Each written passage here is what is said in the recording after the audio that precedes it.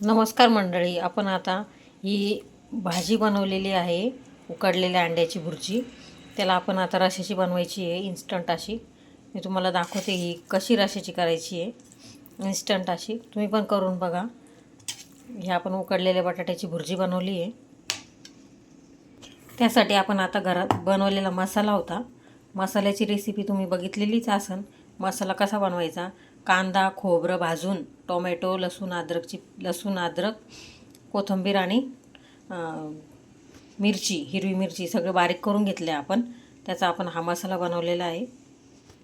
आपण आता पातेल्यामध्ये तेल टाकून घेऊया. थोडंसं तेल टाकायचं, कारण भाजीत आहे पहिलं तेल. आपण ती भाजी फक्त थोडा रस्सा करायचा म्हणून बनवतोय. यामधला थोडासाच मसाला घ्यायचा आहे, एवढा नाही टाकायचा आपल्याला. थोडा रस्सा बनवायचा आहे, त्यामुळे एवढा घेतला आहे आपण. बघू शकता तेल पण एकदम छान तापले आपलं. आता तेलामध्ये हा मसाला टाकून घेऊया.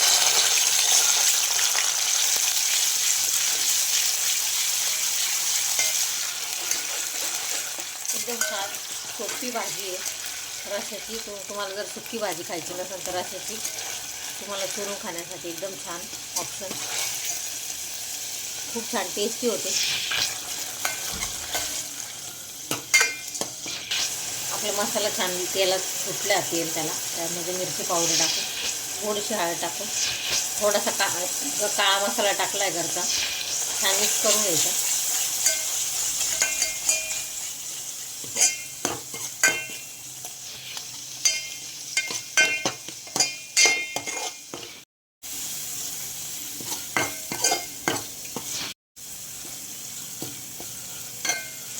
त्याच्यामध्ये आता थोडं पाणी टाकून घेऊया.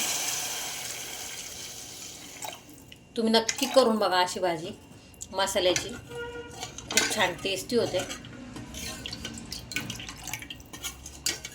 बघू शकता थोडासा रस्सा घेतला आपण, टाकला आहे.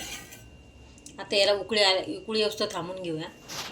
त्यामध्ये थोडंसं मीठ टाकूया चवीनुसार. बघू शकता आता मस्त उकळी आलेली आहे एकदम छान याला. त्यामध्ये आता आपण ही भाजी टाकून घेऊया.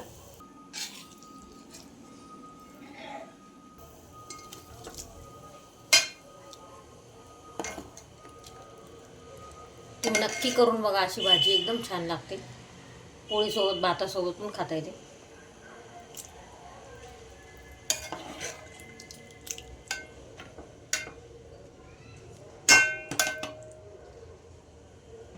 आता याला अजून छान उकळी घेऊ द्यायची आहे.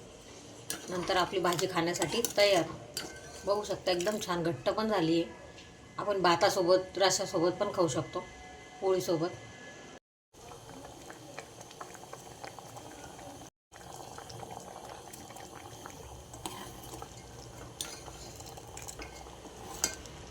एकदम छान टेस्टी कोथिंबीर टाकून घेतली आता आपण याच्यामध्ये.